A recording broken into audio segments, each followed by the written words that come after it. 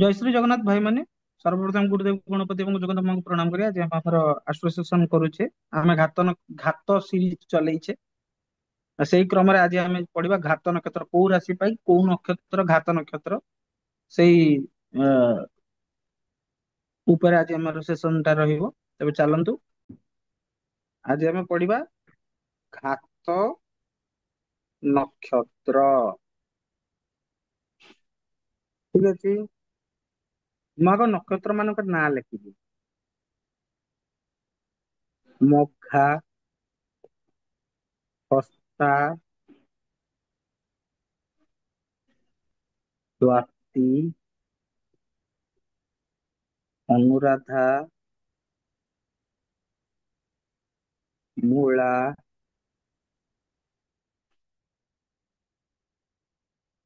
ଶ୍ରବଣା, ଶତଭିସା,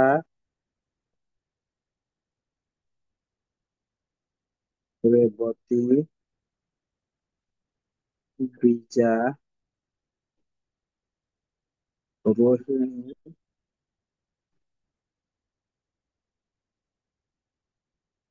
ଆର୍ଦ୍ରା, ଶ୍ଳେଷା। ଏଇ ଯୋଉ ଗୁଡାକ ମୁଁ ପଢଉଛି, ଏଇ ଜିନିଷ ଗୁଡାକ ତମେ ମାନେ ନିଜ ଜୀବନରେ ଆଗ ଇମ୍ପ୍ଲିମେଣ୍ଟ କରିକି ଦେଖ କି ସେଇଆ ହଉଛି ନା ନାଇଁ। ଠିକ ଅଛି ନା? ତାହେଲେ ହିଁ ତମେ ବୁଝିପାରିବ ଯେ ମୁଁ ଯୋଉଟା ପଢଉଛି ଏଟା ଆକ୍ଚୁଆଲିରେ କାମ କରୁଛି ନା କରୁନି। ହୁଁ। ତୁମେ ଯଦି ନିଜ ଉପରେ ଟେଷ୍ଟ ନ କରିକି ଦେଖିବ, ଭେରିଫାଏ କରି ନ କରି ଦେଖିବ, ତୁମେ ଅନ୍ୟକୁ କଣ କହିବ କି କଣ ଆମେ ପଢିଲୁ କଣଟା ଆମେ ବୁଝିଲୁ। ଏବେ ମୁଁ ରାଶି ମାନଙ୍କର ନାଁ ଲେଖୁଛି।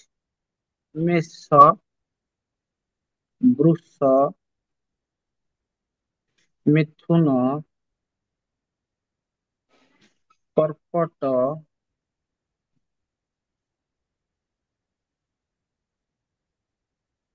ସିଂହ, କନ୍ୟା,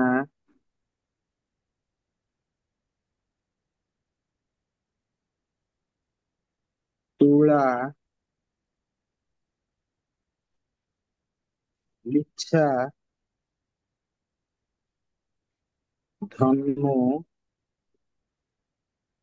ମକର, କୁମ୍ଭ, ମୀନ।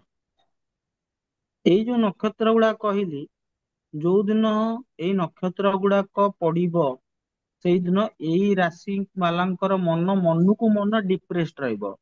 ଯୋଉ ଦିନ ମଘା ନକ୍ଷତ୍ର ଥିବ, ମେଷ ରାଶି ବାଲାଙ୍କ ମନ କିଛି ନଥିଲେ ବି ଗୋଟେ ଗୋଟେ ଦିନ ଥାଏ ନା, କିଛି ନଥିବ କିନ୍ତୁ ଭଲ ଲାଗୁନଥିବ, ସେଗୁଡା ହେଲା ଏଇ ନକ୍ଷତ୍ରର ଦିନ।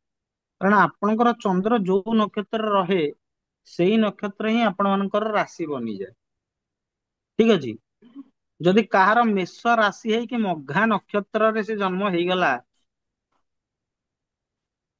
ସରି, ଯଦି କାହାର ମେଷ ରାଶି ହେଲା ଆଉ ଯଦି ମଘା ନକ୍ଷତ୍ର ପଡିଲା, ତାହେଲେ ଆପଣ ମାନେ ଜାଣନ୍ତୁ ଯେ ସେଦିନ ଆପଣଙ୍କର ମନ ଅଟୋମେଟିକାଲି ଡିପ୍ରେସନକୁ ପଳେଇବ ଏବଂ ଆପଣ କୌଣସି ଗୋଟେ ଡିସିସନ ଯଦି କନକ୍ଲୁଜିଭ ଡିସିସନ ନେବାକୁ ଚାହୁଁଛନ୍ତି ଆପଣ ମାନେ ନେଇପାରିବେ ନାହିଁ। ତେଣୁ ଆପଣ ମାନେ ଯେତେବେଳେ ଆପଣଙ୍କ ରାଶି ହିସାବରେ ଆପଣଙ୍କର ଘାତ ନକ୍ଷତ୍ରକୁ ଚେକ୍ କରନ୍ତୁ। ଯୋଉ ଦିନ ପଞ୍ଚାଙ୍ଗରେ ଘାତ ନକ୍ଷତ୍ର ଆପଣ ମାନେ ଚେକ୍ କରନ୍ତୁ, ଯୋଉ ଦିନ ଏଇ ନକ୍ଷତ୍ର ଗୁଡାକ ଆସିବ ସେଦିନ ଆପଣ କୌଣସି important decision related to anything ନେବେ ନାହିଁ।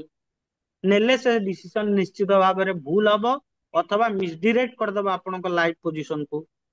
ତେଣୁ ଆଜିର ଭିଡିଓରେ ଆମେ ଜାଣିଲେ ଯେ ମେଷ ରାଶି ପାଇଁ ମଘା ନକ୍ଷତ୍ର, ବୃଷ ରାଶି ପାଇଁ ହସ୍ତା ନକ୍ଷତ୍ର, ମିଥୁନ ରାଶି ପାଇଁ ସ୍ୱାତି ନକ୍ଷତ୍ର, କର୍କଟ ରାଶି ପାଇଁ ଅନୁରାଧା ନକ୍ଷତ୍ର, ସିଂହ ରାଶି ପାଇଁ ମୂଳା ନକ୍ଷତ୍ର, କନ୍ୟା ରାଶି ପାଇଁ ଶ୍ରବଣା ନକ୍ଷତ୍ର, ତୁଳା ରାଶି ପାଇଁ ଶତବିଶା ନକ୍ଷତ୍ର, ବିଛା ରାଶି ପାଇଁ ରେବତୀ ନକ୍ଷତ୍ର, ଧନୁ ରାଶି ପାଇଁ ଦ୍ୱିଜା ନକ୍ଷତ୍ର, ମକର ରାଶି ପାଇଁ ରୋହିଣୀ ନକ୍ଷତ୍ର, କୁମ୍ଭ ରାଶି ପାଇଁ ଆର୍ଦ୍ରା ନକ୍ଷତ୍ର, ମୀନ ରାଶି ପାଇଁ ଅଶ୍ଳେଷା ନକ୍ଷତ୍ର।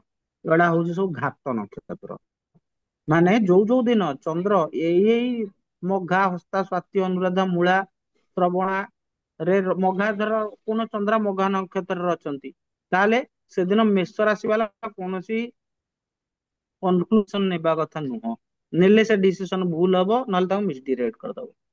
ଏଇଟା ଛୋଟ ଭିଡିଓ, ଏଇଟା ବେସିକ୍ସ ଜିନିଷ ଗୁଡା ଦୟାକରି ସମସ୍ତଙ୍କର ତ ସବୁ ପାଇଁ ମନେ ରହିବ ନାହିଁ, ଆଟଲିଷ୍ଟ ନିଜ ରାଶି ପାଇଁ ମନେ ରଖନ୍ତୁ ଏବଂ ଜାଣନ୍ତୁ। ତ ଆଜିର ଆମେ ଏଇ ସେଟା ଜାଣିଲେ ଯେ କୋଉ ରାଶି ପାଇଁ କୋଉଟା ହଉଛି ଘାତ ନକ୍ଷତ୍ର, ଏବଂ ଘାତ ଡିସିସନ ନେଲେ କଣ ଅସୁବିଧା ହୁଏ।